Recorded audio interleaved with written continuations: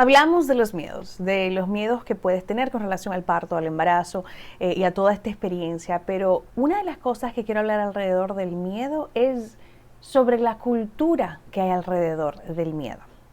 Te cuento de mi experiencia. Cuando quedé embarazada, como mencioné, terminé yendo primero a visitar un birth center antes de ver el doctor.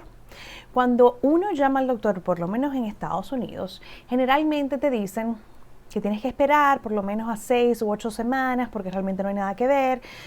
Particularmente no te dicen mucho felicidades ni mucho menos, por lo menos fue mi experiencia, y es bastante estéril, es bastante neutral, y a una mamá primeriza la deja tan expuesta, porque es como, espérate, que yo tengo que esperar cuántas semanas, o sea, yo acabo de tener un test positivo, 2, 3 test positivos, yo necesito guía que yo voy a hacer durante estas semanas, y desde ahí comienza cierta tensión que si tú no estás preparada y no tienes un apoyo de alguna forma alrededor tuyo, puede causar una tensión innecesaria. Pero encima de eso, hay una cultura de apagar las emociones y de esperar lo peor en todo momento. Cuando tuve mi primer sonograma, la sonografista va por todo, se escucha el corazón, se me aguan los ojos, mi esposo está súper feliz hablando y todo lo demás, diciendo cómo es nuestro primer bebé, y la sonografista lo que dice, sí, los felicito cuando los vuelva a ver en 2 semanas y confirmemos que es un embarazo viable. Mi cara fue como, ok. Y me dice, bueno, es que está midiendo un poquito menos, pero ¿eso es negativo o es que está midiendo como si fuese una semana menos? No, que está midiendo como si fuese una semana menos. Ok, pues entonces dime eso, pero escuchamos un corazón, o sea, se ve todo bien si fuese esa semana. Sí, pero bien, aún así fue una semana súper estresante, pero una de las cosas que hice que me logró llevar esa semana con mucho más claridad fue centrarme en mí y buscar la respuesta en mí. Y recuerdo que hice una meditación hermosa como el segundo día de esta experiencia y básicamente hablé con mi bebé y le pedí que me dejara saber si estaba bien, si iba a estar todo bien. Le pedí perdón por permitir que estreses y miedos del exterior llegaran a mí sin razón real alguna, y que no quería pasarle eso, que si me podía dar una señal. Y esa noche yo tuve el sueño más hermoso, fue la noche que sentí que era una hembra, porque sentí como una vocecita me hablaba y me decía, mamá, yo estoy bien, yo soy viable, puedes calmarte. Y me resonó con la vocecita de una niña. Y yo recuerdo haberme despertado con una tranquilidad y le dije a mi esposo, todo está bien. Y sí, todo estuvo bien, gracias a Dios. Ahí la importancia que creo de comunicarse. Pero quería hablar de esa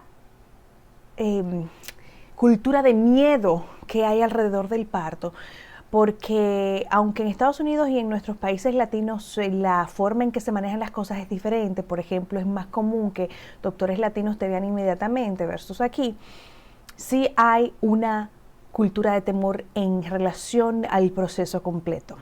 Como una amiga que contaba que en su primer embarazo la doctora le dijo, como eres tan joven, no te voy a poner a pasar trabajo, y te vamos a poner una cesárea.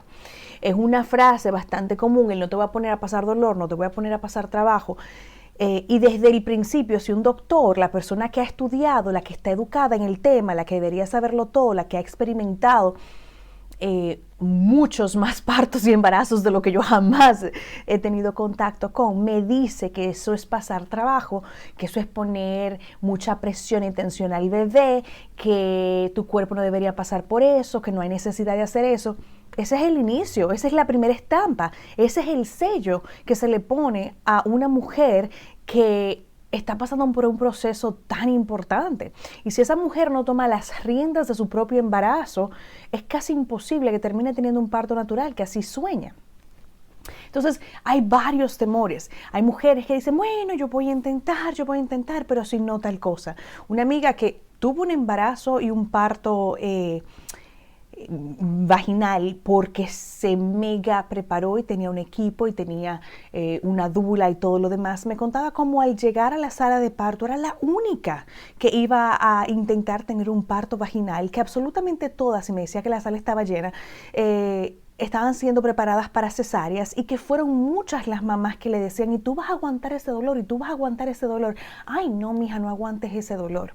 O sea que hay una aura, hay una cultura de temor, pero que lamentablemente esos son los temores más dañinos, porque sí hay temores que pueden ser válidos, con cambios, con cosas que pueden pasar, pero cuando los temores se basan en cuestiones que no son reales, que no son basadas en la naturaleza misma, que no son basadas en, en la razón real de todo eso, entonces estamos haciendo un daño tan grande, tanto a la mamá como al bebé, como a la cultura en general. Por eso hablaba en otra ocasión de la importancia del dolor, por ejemplo. El dolor, si es visto estrictamente como dolor, se ve como algo negativo, como siempre lo hemos visto. El dolor está supuesto a alertarte de que algo está mal en términos normales. Pero en el término del parto, de la labor de parto, el dolor es un feedback automático de que las cosas se están moviendo. El dolor en la rutina que lleva es una forma que te va indicando cómo las cosas van progresando. El dolor puede ser bienvenido de una manera maravillosa. Ese es el dolor que tú puedes comenzar a visualizar con tanta ilusión. E incluso me gusta como muchas personas intentan llamarle en el mundo del embarazo y el parto natural, en vez de dolor, de contracciones, prefieren llamarle oleadas, porque si las comenzamos a ver como oleadas, donde así mismo como cuando viene una ola y nos va a cubrir, nosotros nos podemos preparar, ok, solamente tenemos que esperar que pase la ola, que generalmente es un minuto, y todo va a pasar, entonces la podemos comenzar incluso a visualizar. Yo puedo hacer esto, yo puedo aguantar cualquier cosa por un minuto, ok, estoy en medio de una oleada, pero va a venir, va a bajar, no te preocupes, cada oleada estamos más cerca del proceso. Cuando comienzas a verlo así, incluso agradeces cada una. Una de mis mantras durante mi parto era justamente ese, yo puedo aguantar cualquier cosa por un minuto, yo puedo hacer cualquier cosa por un minuto. Y el otro era cuando venía una contracción o una oleada, yo comenzaba a agradecer, gracias, gracias, gracias, gracias, gracias, porque yo sabía que cada una que sentía me estaba acercando mucho más a mi bebé, y yo estaba tan ansiosa, tan emocionada de vivir toda la experiencia, que aún en pleno dolor, que es una de las sensaciones más grandes y fuertes que jamás uno pudiese experimentar, lo veía como positivo y lo agradecía y las llamaba y vengan más, cada vez más cerca, como me están diciendo que estamos acercándonos. Es un feedback súper positivo. Y ese poner a sufrir al bebé y poner a sufrir a mamá tiene una labor tan importante desde cada contracción, comenzar a limpiar los pulmones de bebé, al punto de que bebés que nacen en cesárea muchas veces tienen que ser masajeados y limpiados los pulmones porque no pasaron por ese proceso natural. ¿Cómo? Cada contracción, que es una oleada de oxitocina también, que es la famosa hormona del amor, también va dejándole saber al cuerpo que es hora de comenzar a producir la leche, que ya tenía meses ya preparando esa primera comidita.